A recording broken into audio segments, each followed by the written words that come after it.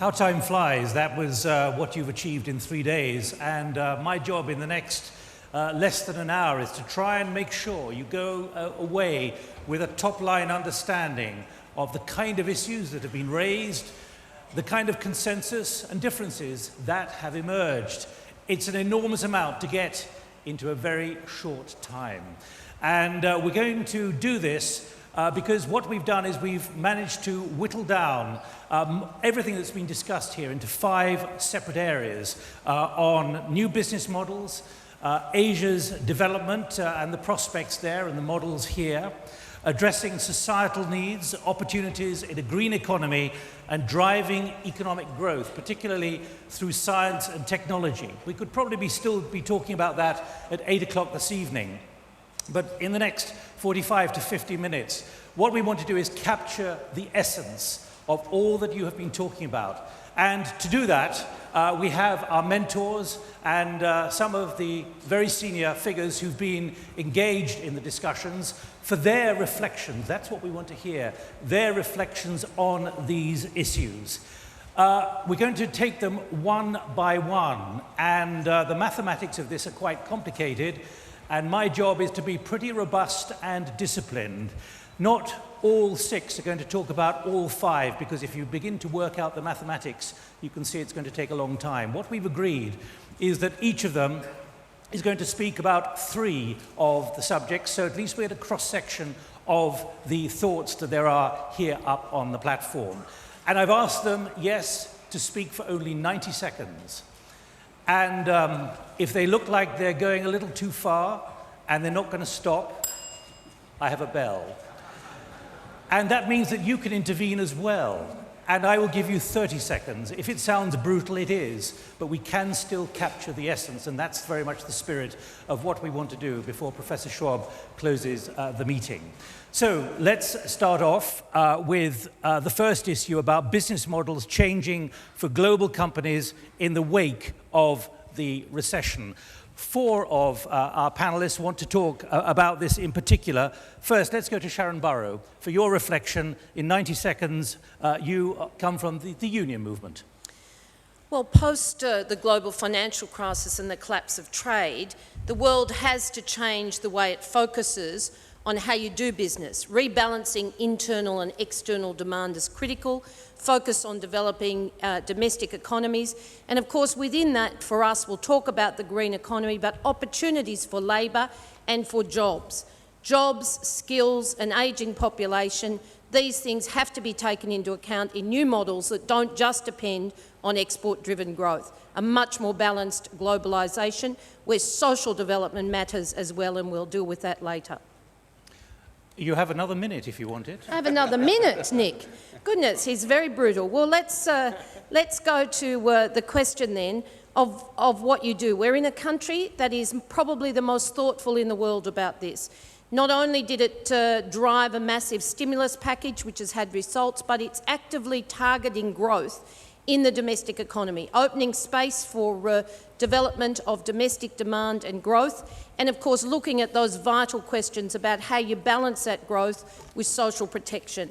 I want to talk to you about the opportunities that we can drive through the green economy, but equally, as President Sarkozy said to the Jobs Summit at the ILO, how you move from Model A of globalisation, which is all about get your markets, dog eat dog, doesn't matter what the social cost, to Model B, which is about realigning internal and external demand, developing domestic growth, and indeed bringing that social development along with it. So we have a much more equitable globalisation and therefore a rebalanced opportunity for all of the nations and the workers of the world. Sharan, thank you very much. Jiren, Chairman and Chief Executive of Neusoft.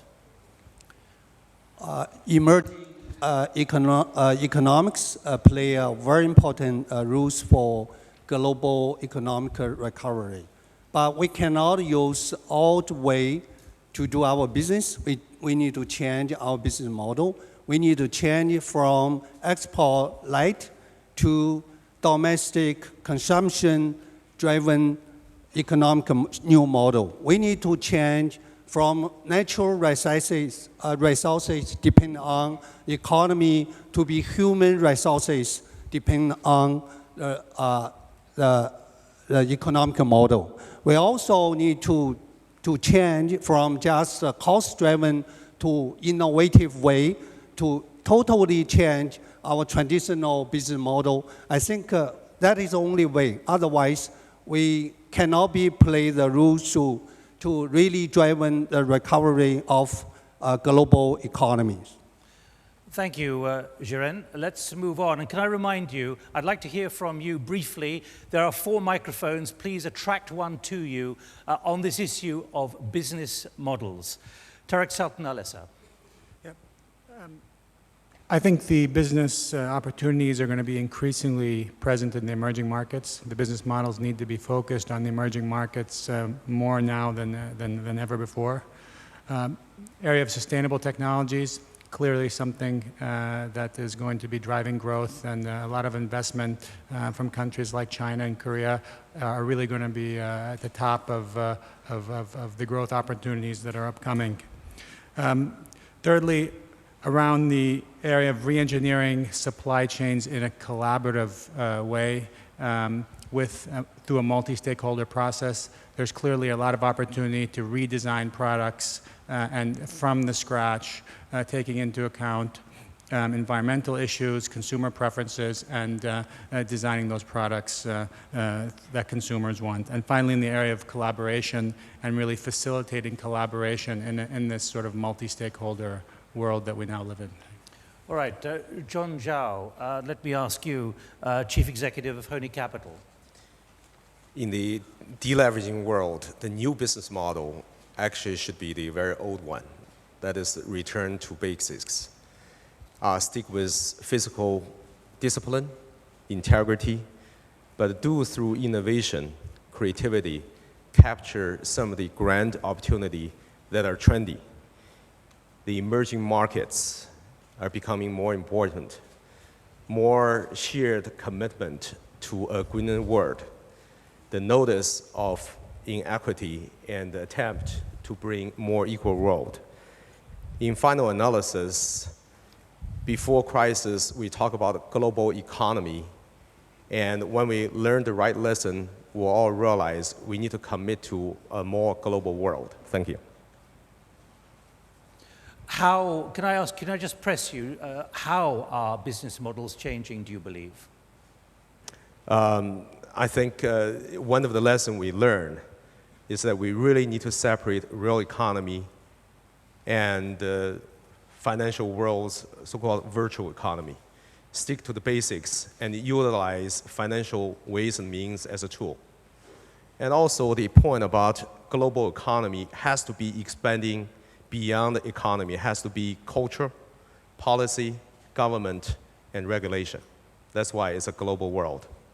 The question then is, how are the models changing? Any contributions from the floor at this stage on how the models are changing? I don't see any hands going up at the moment. Ben, can I turn to you, and how do you think the models are changing? Well, first of all, I think that we have to realize that the world from before the crisis is not coming back. So we have talked many, many times about the economy is back. The economy is not coming back in the format that we have seen. So we are going to live, and the symbolism that is maybe to change from a G8 to a G20 reality. And I think the world has to live with a different decision-making process, and that's why the World Economic Forum is doing the right thing to look to the Global Redesign Initiative, I think. For companies, that's the same reality. We will live in a world where the realities of before the crisis will not come back. People will not be able just to restore confidence unless they also restore transparency. It's not enough to have great results. People will ask the question, how do you get your results? So the how question becomes as important as the result itself, I think. And second, we will live in a world where the balance between where you do things for whom will be different, because globalization will be different than we've seen before. So the business model will today be more complex than it was before the crisis. Anyone, again, please, thanks. Yes, one there and one here. I can see 2, 3. Please, who's got a microphone first? 30 seconds. How? Yes. So how? I think what you're seeing is companies are able to, where information used to be a unimportant byproduct of their core industries, it's actually creating new revenue streams. So you're seeing creative ways for people to basically take the information and data that comes out of their core businesses, reconstruct that and apply that and create new revenue streams. And I think that's the area that ultimately will change the world the most. Thank you. At the further behind, yes. And in addition, that same information can be added to products to add value. Every consumer product now has a related website, an online community, and so forth. The fundamental model change that I see is the shift in power, in the balance of power between institutions and individuals. It used to be for individuals to do much. They had to be affiliated with an institution. They talked through a broadcaster or a government. Now you have citizen diplomacy, citizen journalism, you have user-generated content, user-generated scientific research. All those things are extremely troubling to the establishment. They're also a great opportunity for people who can capture them. Any others? Yes, please. Get a microphone as quickly as you can so we can save time. Thank you. We also discussed the Could I ask you to introduce yourself? I should have asked earlier. Martin Schöller, Schöller Group, Germany. We also discussed the huge opportunity of the renewable energies, and which will maybe lead to a new discovery that we don't need to save energy, but we only need to shift to the right mix and create lots of opportunity jobs with that. And you're saying that that is already having an impact on business models significantly? Significantly in Europe and coming over to Asia. Right. Any other voices quickly, please? Round the back? Okay, Sharan, do you want to pick up on this? Do you want to, Jiren, as well, about how? Let me just press a little further. How are the models changing? Briefly, please. We had a session just in this room in the last hour called the value chain. And increasingly, if you look at models where labour and business are cooperating, and Minister Shyam Prasad is here, who started the Better Factories program in Cambodia. That's now spread to better work in textiles, now electronics, into tourism. And it's all about the procurement of the very big companies down through the value chain for sustainability, for labour rights, for quality, for certainty of supply, through productivity. These things are about cooperation amongst traditional competitors. Earlier we saw it in technology around the discussion about cloud computing, and I was very impressed by the business leaders who preached cooperation, not competition, or otherwise consumers would actually send them out in the cold. So there is a new cooperative model, goes to the macro things we were talking about, rebalancing that globalisation, but it has to work at the level of the business, and it has to work across government, labour, and indeed employers. Any other voices from among you further back? I can't see any other hands going up. Jiren, this, again, the issue of how they are changing the models at the moment. I think the business, that the model is changes, basically it should be driven by innovation. We need to totally change the concept, the old concept. I do believe it is very hard to say recover our consumption just in past way. There is a huge possibility like us to create a new consumption. For example, if you look at China, now young generation, they spend a lot of money to buy some intangible product. They buy something in internet, they buy something, the message, they read some books, they like to pay some money. Just those kind of, the demand is huge, especially for young generation. So China have a lot of people like to saving. But if you look at the next generation, they spend more money than their parents. They spend money to buy something that is a new way, I think that is a new kind of consumption that can be driven for economic growth in next phases. Tarek Sadnalesa, do you want to have a final word? Anyone else? Again, I want to move on, but I don't want to shorten the discussion if there are others out there who'd like to say something about. Please, let's get the microphone here. Do you have anything to add, Tarek? No, I just think it's important that as we move forward, emerging markets will continue to be a source of growth. And we've all seen that there's been a crisis of unparalleled proportions. The confidence now is somewhat back, but the future is in the emerging markets, domestic consumption. All right, one final intervention. Yes, very quickly. How are business models changing? Mohammed Hassan from Sudan. I think what I find missing here is the way that the global business and a global economy is going to change in view of the challenges facing the entire international community. And most of all, the climate change, the global change, which is really going to change the way industry is going to behave, the way business is going to be conducted, the introduction of new clean technologies. All these are really going to shape the future economy of the world. Right, we're going to talk about that in point number 4, or section number 4. Let's move on. Apologies that it is quite high speed, but let's move on to the next issue. How prepared are Asian economies for a long period of increased saving and decreased consumption in the West? David Kennedy, head of the Institute on Global Law and Policy at Harvard Law School. Nick, thanks very much. One of the things that I learned over the past remarkable couple of days of conversation is that the question ought to be, how prepared is the world for that kind of change in the Asian economic structure and development model? If we imagine Asian economies led by China, focusing on domestic demand, mobilizing their self-financing capability to integrate more fully and to decrease their reliance on exports, and let's say they are able to achieve modest or even more robust growth while Western economies are in a kind of stall level, the social and political dislocations that will be brought about by that will be incredibly difficult to manage. So I think the question that's posed by changing development models is also a question for our international governance structures, and one that will be increasingly difficult to manage with the kind of coordination that's been so effective in this first phase. And pretty implicit in your answer is that Asian economies are not really as prepared as they could or should be. Well, I think that's right. I think it's very difficult to change both the internal and external orientation of any nation's economy. I think it will be equally difficult for the United States to change the orientation of its economy for lower reliance on consumer spending and debt. But those kinds of transitions have international repercussions that it will require structures and discussions to coordinate, to metabolize, and to permit a kind of different set of economic speeds within the same global economy. Liu Jiren, how prepared are Asian economies for a long period of increased saving and decreased consumption in the West? I think we still need longer time to ready for the change those kind of model. If you look at China, the people like to saving and don't like the expense is because they don't feel their security. They don't feel the expense is safe.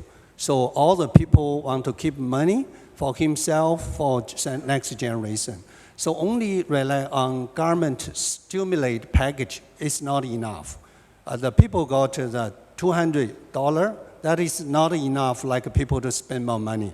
I think the most important way is we must create a new consumption. It's not only like, the traditional way to buy something.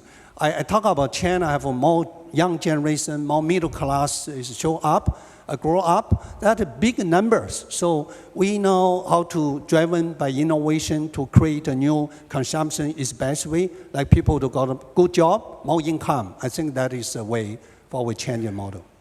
Thank you. Ben Verveyen. So I find the question a little bit the classical world. We have I believe, up to 9 trillion debt issue in the United States. And where do we find the savings, and are they ready to finance it? I think we're going to live in a very different world. This will be an inclusive world. This will be a world in which it's not one spends and the other is going to finance it. I would like to point to 2 things. First of all, this is the first time that we not simply have borrowed from our kids. We've now borrowed from our grandchildren. And we better go back to them and have an answer for why we've done that and what we give back. And that will not be done in a world that is continuing on the road we're on. We need to do something dramatically different. And doing things different is maybe best symbolized by calling it globalization 2.0, in which the globalization is no longer one part of the world does the thinking and the other does the muscles and the execution. You will get brands from all over the world competing with brands from all over the world. You will get a world in which the balance of consumption and the balance of savings will be different than we've seen before. And we better prepare ourselves for new choices. And those new choices will have to take place, I think, against the background in which the population of the world, who is pretty angry at the moment, will have three criteria. The first one is confidence, the second one is transparency, and the third one is innovation.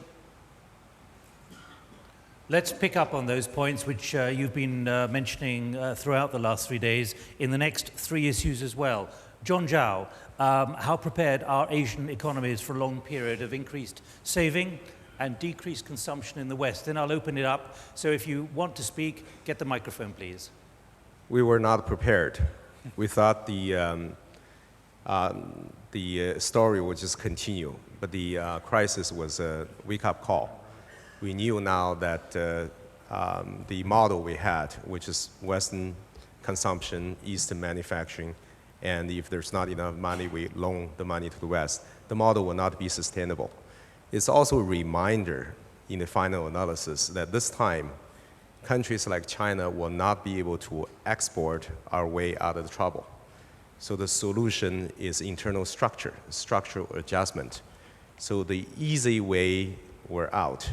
Now it comes hard part. We needed to beef up Social Security so the saving could come out. We needed to change the distribution of wealth so that the people, not just the state, feel the creation of wealth has their portion. We also needed to really observe the trend that from surviving, which is by and large the agenda of all population in China, to living with quality. So these are the things that needs to be done, and I'm just very happy to see that the crisis has made all of us, especially the government, notice this, and the initial steps are made. Thank you. Any more thoughts to capture, please, particularly on Asian economies? I see no hands going up. Is anyone hiding at the back? Sharan, do you want to pick up on this from your perspective? You come, after all, from a country which is actually rather well endowed and not so stressed about these issues as most other developed countries. Well, in a macro sense, that's true, Nick, but 7,000 Australians lost their jobs every week for the last month. And the hidden story that I think is such a tragedy, not just in my country, but in everyone's country, is not just those who've lost their jobs, but underemployment. Now, underemployment means people earn less. Now, we've worked with companies, frankly, to downsize hours to save jobs, but it's a dampener on demand. It actually does affect that consumption you're talking about, therefore the global demand environment, and we must get back again to looking at the mix between investment in social protection, the capacity to build ourselves, not in my country so much, but in our neighbours, out of the informal sector so we can start to build sustainable demand, as well as, of course, societal dignity. And it sort of transitions into the next section, which I'll talk a little bit more about some of the innovation. Tarek, do you want a quick word on this? How prepared, that emphasis on the word prepared, are the economies? Yeah, again, I think it's the economies in Asia are largely geared towards exports, and going forward, I think the question is, are those exports going to recover in a traditional way? And I think there's going to be a very challenging time in the future. Just looking at the steel industry, we heard that the capacity, excess capacity here in China alone is equal to the capacity of Japan in terms of production. So it's not going to be easy going forward, but I think the governments are taking concrete steps to stimulate domestic demand, invest in infrastructure, and invest also in sustainable technologies that will help seed the future of growth. Thank you. Anyone finally on the issue of Asian economies specifically? Because otherwise I'll move on to the third section, and David, I'll come to you on this first. How are pressing societal needs influencing the pace and profile of the future recovery? David. I think it's a crucial question and picks right up on the question of preparedness for the changes ahead. The social and political consequences of the crisis have not at all yet been metabolized. So there's a kind of series of rumbling dualisms between leading and lagging sectors within economies and between economies. And if we imagine a new set of development models both in the West and in the East, those difficulties, those social difficulties, will become larger. And as the set of policies that governments put in place to do that take place within a global political system with underdeveloped public capacity, the temptation to protectionism, the temptation to disconnect the more technical aspects of the international order from those pressing social problems will be very great. So I'm myself quite worried that the next phase, where we'll need to address the social and political consequences of the crisis, will pose challenges for our public policy machinery of a type we haven't yet seen. So let me pick up, you didn't intervene, you didn't come back on the last issue of how prepared are the Asian economies. That word, prepared, how prepared do you think are the economies for these significant concerns that you have? I think they're not well prepared in one sense, which is the relationship between domestic policy and international policy. There's a tendency to imagine that the social and political questions can be and ought to be metabolized fully by national political governments, but the global economy should be organized and managed in a much more global and technical way. That dualism is unsustainable. As the consequences of global economic life become more visible at the social level domestically. Thank you. John Zhao. I think the crisis has different impact to Western world and Eastern world. For emerging market like China, the economy since reform is always on a fast-paced development. So there was no such thing of over-leveraging, hence no de-leveraging. But rather the issue here is structural change in the fast-moving train. Now, what happens is that societal needs, both welfare, security, and certainly now greener world, for the first time have come to the center of everybody's mind and certainly government's agenda. So I think for emerging markets, especially China, this is more for the first time. These are the things are becoming important issues. That in itself is a great progression and great progress. And these societal needs now serving as a guiding rod for a lot of policies. I think that's very positive. Thank you. Again, let me invite you, if you want to make any comment on this particular issue, get a microphone quickly. Sharan, how are pressing societal needs influencing the pace and profile of the future recovery? Well, unless we address these issues, we'll be in the same melting pot 10 years on, 20 years on. Of course, regulation and other things sit alongside of it, but look at it through the lens of social protection, unemployment, skills and ageing populations. If we don't innovate and have a collaborative globe, we'll not make the difference. At the ILO, the Jobs Pact, negotiated between employers, governments and ourselves in June, put a very high price on a social protection floor for the poorest countries. 3 to 4% of their GDP. We saw the money you can raise globally through the G20. We'll talk about it in a minute, but we've got to raise climate financing. We can do it if we wanted to genuinely lift these countries as a base. At the top end of the social protection spectrum, Germany and Denmark sit right out there. Short-term working support for companies and for workers' wages has created an automatic stabilisation in Denmark. The flexibility, 90% of your income, retraining over a year. Most of our nations aren't in that game, but unless we get there both at the floor and the standards base and move up, we're not being serious. And as for skills, the demand to be competitive, the demand to upskill existing populations just goes without saying is almost at crisis proportions for all of our nations. For an ageing population, unless we mix retirement incomes, retirement income from work, unless we can get the flexibility to make sure that we move to preventative health, very big challenge, nobody can see the consequences, unless we mix the environment so people can actually take time out to care but remain in the workforce, and unless we skill our ageing population, we're facing a future for which we are definitely not prepared. Technology plays into it, global cooperation around financing plays into it, looking at new systems of doing old aspirations but on a much higher scale plays into an economic stability for the future, but it will take all of us to be very, very brave. Thank you, Sharon. Does anyone want to come in quickly? Has anyone got the microphone? No, not at the moment. Ben, let me just pick up with you, if I may, because one of the issues you've been repeating during the last 3 days is the issue of confidence. And that means society's confidence as much as anything else. Do you want to just pick up quickly on the pressing societal needs as part of this recovery?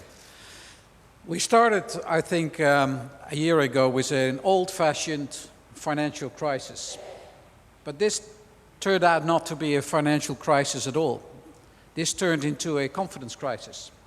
And it shocked the confidence, as we have seen, mainly of the middle class, that was not prepared at all to be in this crisis. The temptation from a political point of view is to then go to ultra short-termism in finding solutions, and we call that populism.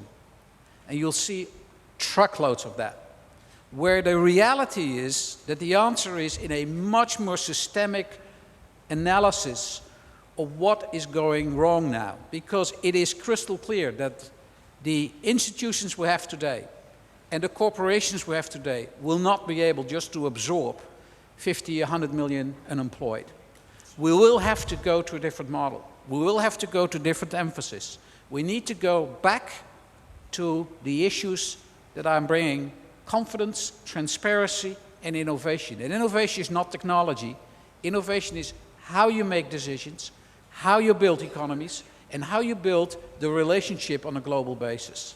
Thank you. Right, anyone quickly? A microphone. There are 4 microphones out there. Don't complain to me at the end you didn't have your chance to speak, because I'm giving you it now. One hand at the back, please. And anyone else, because then I can know whether anyone else really would like to speak, or we can move on. Please. Brian Gallagher, United Way Worldwide. I think it's going to be important to start integrating human and social indexes and metrics with economic indexes and metrics. That we're pretty clear in terms of how to measure economic growth and strategies and so forth, but there are human indexes out there that I think need to get integrated. So how broad-based is economic opportunity? What does financial stability look like? What sustainability look like? Access and cost of housing, access and cost of healthcare, and so forth. And how do economic policies and decisions affect the human indexes? And so we can start driving economic decisions that create that broad-based human success. Thank you very much. Let's now move on to the 4th of the 5 areas. How will government and industry meet rising expectations for greener growth and a post-carbon economy? Picking up a couple of remarks already made. Tarek Sultan Alessa. I think first and foremost, we're going to see regulation and shifting preferences. That's both a risk and an opportunity for companies that are prepared for those changes. Governments will also be investing in sustainable technology and spending on infrastructure to incubate these technologies with the hopes of finding new business models that can solve some of the looming problems. I mean, we need over 1 billion new jobs. Regions like the Middle East have 50% of their populations below the age of 15 or 14. So clearly there's a lot of high stakes involved. There'll be increasingly multi-stakeholder processes that are designed to leverage the efforts of countries like Korea and China would be well served with trying to collaborate on these areas so that the money spent in incubating these new developments can be shared and leveraged for the benefit of everybody. Thank you.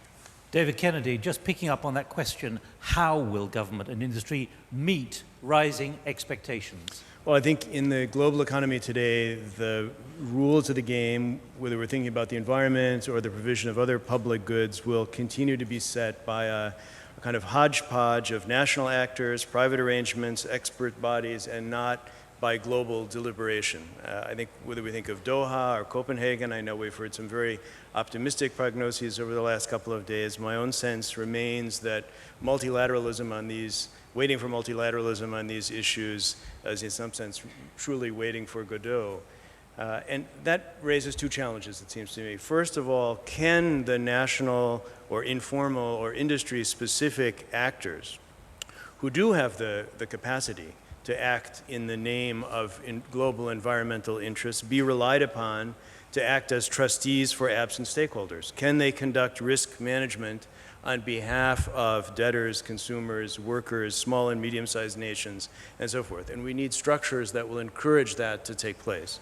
And the second challenge, it seems to me, is that we need space for a variety of solutions, for experimentation, for alternative national and political and local arrangements to address these green challenges. There won't be one rule or one system or one framework that's the appropriate response to green concerns on a global basis. And in a way, a final thought, that economy that has multiple speeds and multiple policy centers may actually be a kind of insurance against too big to fail. In some sense, local bankruptcy also of ideas can be seen as a new sort of antitrust. So I'm not pessimistic, but I think it will take traditional players rising to new challenges to succeed. Thank you, Sharan. And before I do, again, I can take a couple of remarks from the floor after Sharon's given her thoughts about how governments and industry will meet the rising expectations. Well, I just want to shift the lens a bit and say it shouldn't be expectations, it's a necessity. Climate change solutions require us to transition to a green economy if we want to save the planet. But it's also a mini-industrial revolution opportunity. You know the figures, up to 59 million jobs lost this year, about 1.4 billion now and an extra 200,000 plus living on less than $2 a day. The untold tragedy of underemployment and the damage to intergenerational wealth, all of this is created. This is an opportunity to grow jobs everywhere, to start with one sector where we can actually, well, it's more than one sector when you spin off services and the like, but it's actually going to grow potentially, if we get it right, globally, opportunities for every nation, for developing countries.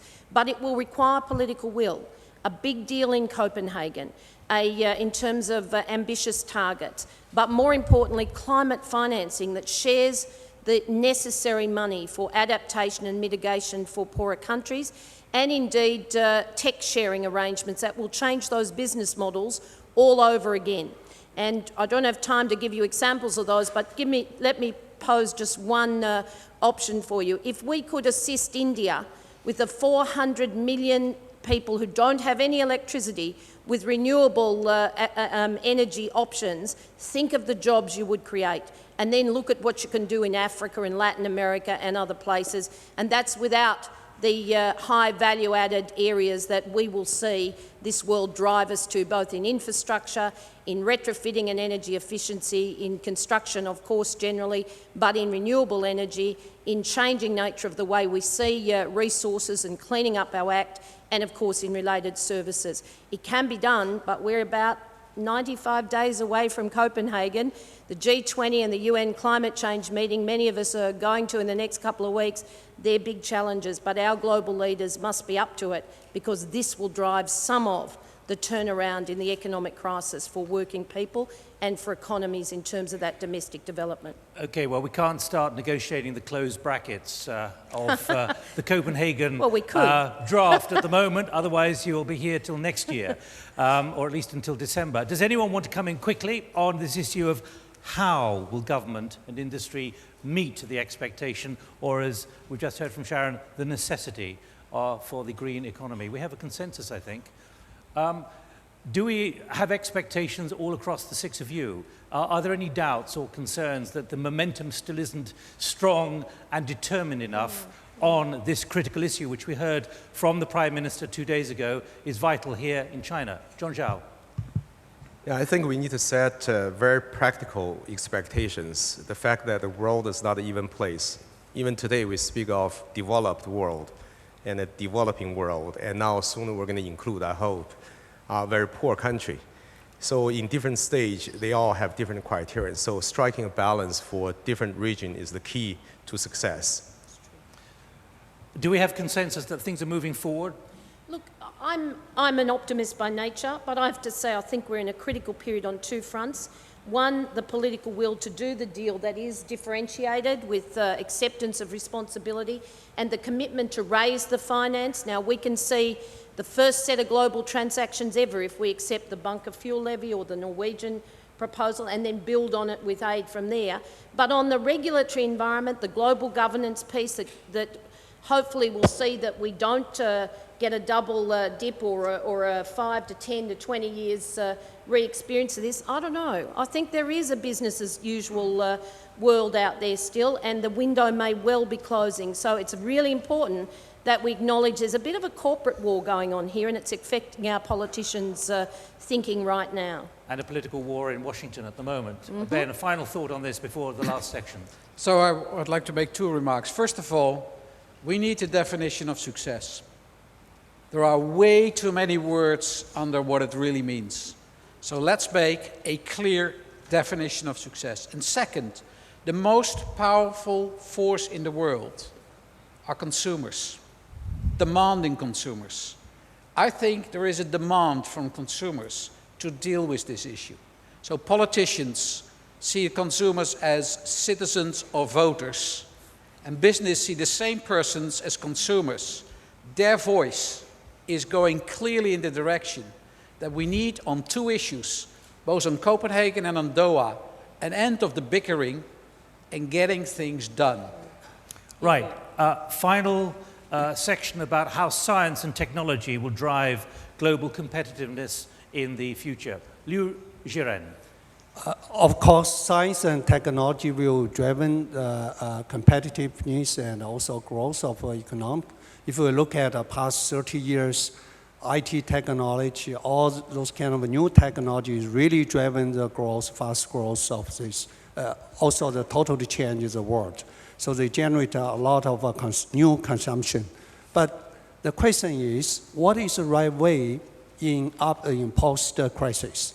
So what is the best way to make science and technology become, they can really value, they can create a new kind of way, like both of Western world and Eastern world, like those kind of technology and science can drive the growth of economic. I think the firstly, very important is we need to change our original model of innovation and also do R&D and research in science and technology. Open innovation, collaborative innovation is one of way.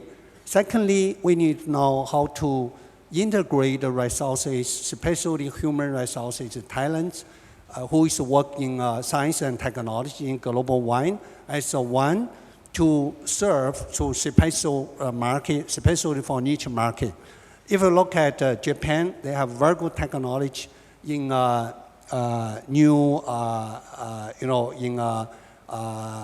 some for like environment protection. But in China, that is a huge market. But how to build those kind of platform, like a science and technology, really can be sharing and can be used to drive the growth of economic. I think that is the kind of issues to how to solve those kind of problems. Ben Verveyen, you've already addressed this in a couple of your opening comments during the session. Take us a bit further. You said it's not just about science and technology. It's got to go further than that. The median age of the world is 27. The expectation of that part of the population is very, very different than when you hear this group, with all respect for all of us here. I think we have to realize that we are building something that needs to fulfill the expectation of a group that will get a voice and very loud. Lots of things that we aspire to do is already in the pipeline. We call it new technology, they call it business as usual. So I think what we need to realize is that we are up for a major shift. And innovation, as I said earlier, is not just the technology. If you look how communications is used today, our generation, my generation, we use a lot of words to express ourselves. They use one image or one video to say it all. Their expectation of us is that we leave something for them to work with. And I'm not sure we're doing that. So I think on innovation, it is much more than technology. It's the environment in which we put the technology. And the issue of global competitiveness. Well, the world will be very different. It will be multipolar. And the ideas will... Talent has no passport. For a long time, talent had a passport. You needed to be in the proximity of Harvard to be smart. You no longer need to be anywhere, no proximity whatsoever. You need to be connected, and you can be connected wherever you live. That means, for the next generations, much more competition, and for millions of people, the first opportunity. Thank you, Ben. David Kennedy. Well, Nick, the science that I know most about is policy science. And there, I think, as the tide went out, we realized, even at Harvard, how little we actually know about the way that we're governed at the global level, about the structure of the world's political economy today, and about the desperate need for innovation. So I think knowledge about how we're governed is very unevenly spread around the world for all of the innovations in technology. And innovating in the field of global policy science is a place where I think our great universities and forums like this one, through initiatives like the Global Redesign Initiative, really have our work cut out for us over the next years. We're almost at an end. Is there anything from all six of you which you feel we should have addressed in the last 45 minutes? And is there anyone out there with something burning that you want to just intervene? One microphone here for Marjorie. We have about 3 or 4 minutes, no more. Sharan, let's keep it brief, please. But can I go to Tarek Saltanalessa first? I just want to add one moment. Can I go sorry. To Tarek, please. Science and technology is key, but we cannot lose focus about what the consumer. The consumer is confused. Consumers do not know how to make decisions about products because the information is not readily available to them. So one of the recommendations that needs the, I think, key things coming out of the Copenhagen meeting is, can we get labels? Can we get a system for allowing consumers to be educated and allow them to drive the change that we need in the supply chain as well as in the products? Because that's, in the long run, the only solution that we have. Let me get one comment from here, from Marjorie. Marjorie Krause, APCO Worldwide. I think one thing that we talked about the other day that wasn't reflected here was the whole issue of economic empowerment and trying to create incentives for those who don't have things, because as we do this rebalancing, if we don't create a stake in success for people who don't have anything now, none of this will succeed in the long run. So I think that needs to be reflected. Thank you. In summary. Sharan, you wanted just one last word quickly, Look, please. I agree with that, but I just wanted to challenge our business heads here about science and technology. It will drive probably the future even more than we can understand, but it won't be, the challenge to IP and to expertise won't be border driven. Because if you want somebody to read your health scan and the expertise is in India or in Brazil or in the US, you'll be able to do it. As broadband increases, as more people get access to technologies, then pick a service and ask why somebody would simply look to their back door, particularly those 27-year-olds who don't see the global borders in the way that we do. So labour mobility, IP, services not bound by borders in the next decades to come. Anything else burning? No. At that point, we bring it to an end. I warned you 3 days, we'd do in 45 minutes. We've done pretty well. Thank you very much indeed for keeping to the deadline. And notice...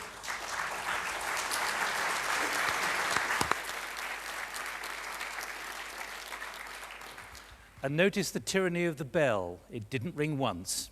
Thank you very much indeed for a spirited exchange. We gave you, I hope, a top-line understanding, even though many of you will have all your own takeaways from this meeting.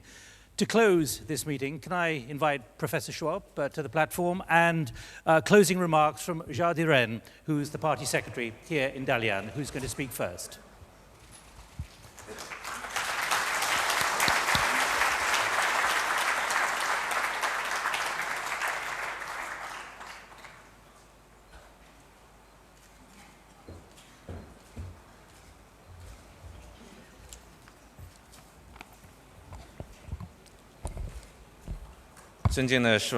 Honorable Chairman Schwab, distinguished guests, ladies and gentlemen, good evening. The third Summer Davos Forum has completed successfully its agenda and will come to an end with the participants raising their hopes for the new world economy. Well, we have experienced 3 days, unforgettable 3 days, full of passion and fruitful 3 days. Thanks to the able leadership of Chairman Schwab and the active participation of 1,600 leaders, the annual meeting of new champions have displayed its grandeur in Dalian in China. We have seen that so many political figures, scholars, and business and media leaders gathered together in Dalian. And on the basis of equality, friendliness, and harmonious environment, we have analyzed world economy, explored the path to recovery, and we have further displayed the spirit of Davos. And the theme of the meeting is relaunching growth. And we discussed the topics of green technology and innovation. We discussed the ways to diffuse crisis and explore for ways to create opportunities for creating new green economy. And we have also understand the ways to reinvigorate the scientific and intelligent development. And the wisdom of the elites produce consensus for development. And this is a landmark grand gathering in the history of Davos, and will undoubtedly strengthen the confidence of the world international community to overcome financial crisis, and will exert far-reaching significance for the world economy recovery and growth. We believe that the participants feel that the Summer Davos have further highlighted the China element and displayed the splendor of Dalian. We understand from the keynote speech of Premier Wen Jiabao that the Chinese government has made a tremendous effort to overcome financial crisis. China's economy stabilization and recovery will set a new model for the world global economy and have solidified our confidence for overcoming the financial crisis. And in this process, Dalian has also achieved a lot. And the Davos platform set an international platform. We have shared and benefited a wealth of ideas and blessed with real opportunities for cooperation. And Open Dalian will march on the world arena with wisdom. In the meantime, the Dalian has fully displayed its unique characteristics and charm. And we is a city of dynamic and fast-growing new champion. The annual meeting of New Championship was held in 2007 for the first time and returned to Dalian in 2009. And Dalian and Davos Forum has worked for 2 times. We have closely related to each other. We felt that the Dalian and Davos Forum worked successfully and pleasantly and enjoyed a win-win results. Dalian is becoming more attractive due to Davos and vice versa. I sincerely, on behalf of the Party Committee of Dalian and municipal government and 6 million people, expressed the hope that Dalian and Davos will work again for long-term cooperation. We will work unremittingly to set up a new image of new championship. Ladies and gentlemen, the meeting is over soon. However, there is no end to our friendship and spirit of Davos. At this moment, before we say goodbye, I'd like to thank my great friend, Dr. Schwab, for his trust to Dalian. I'd like to thank all the participants, my friends, for your support of the forum. I'd like to thank all the staff, especially our lovely volunteers, for their painstaking efforts in preparing this forum. I sincerely wish you remember Dalian, focus your attention on Dalian, and conduct trade cooperation and friendly exchanges with Dalian. I look forward to seeing all of you once again in Dalian. I wish you a bon voyage and enjoy good health. Thank you very much.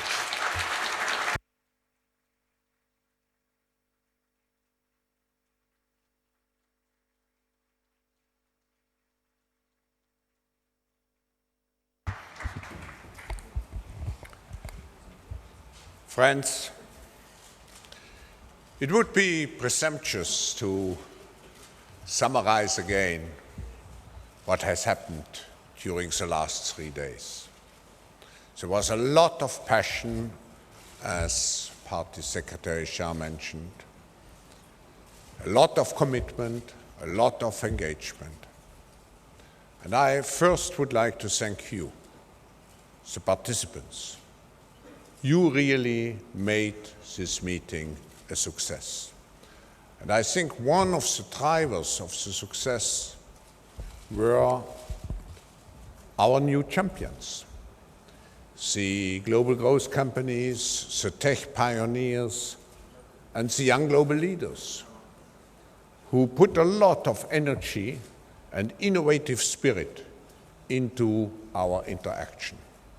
May I just ask the new champions, as we call them, the new growth companies, the tech pioneers, and the young global leaders to stand up, please.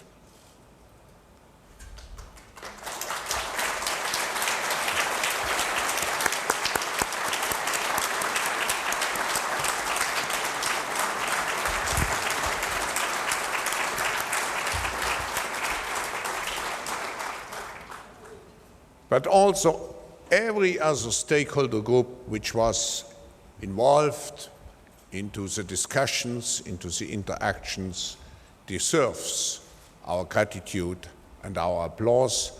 And I would, above all, thank our members and our partners for making a meeting like this one feasible and a reality.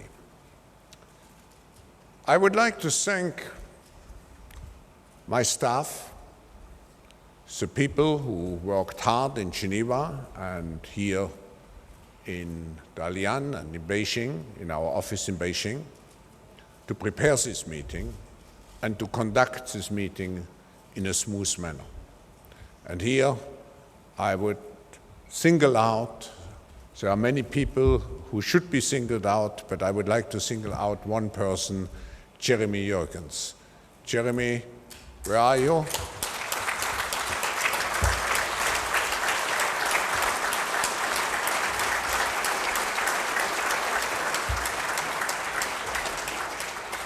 Jeremy, under the leadership, particularly of my colleague, André Schneider, had the responsibility for this meeting. But I think a key factor was the support and the partnership with Dalian.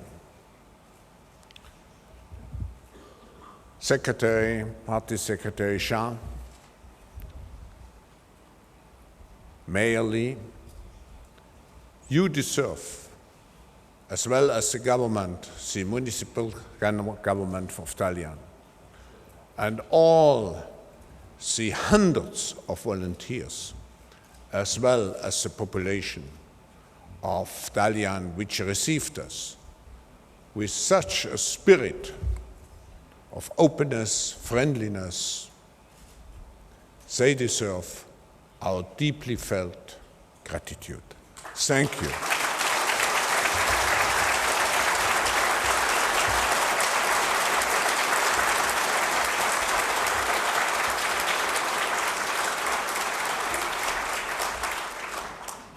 We certainly will not forget those 3 days which we have spent here, and certainly we will keep it in mind when we make our decisions for the future. Ladies and gentlemen, it was a great meeting. I'm looking forward to seeing you all again next year. I think this annual meeting, this summer Davos, has well established itself. I'm looking forward to seeing you all next year again and wish you a good return and au revoir.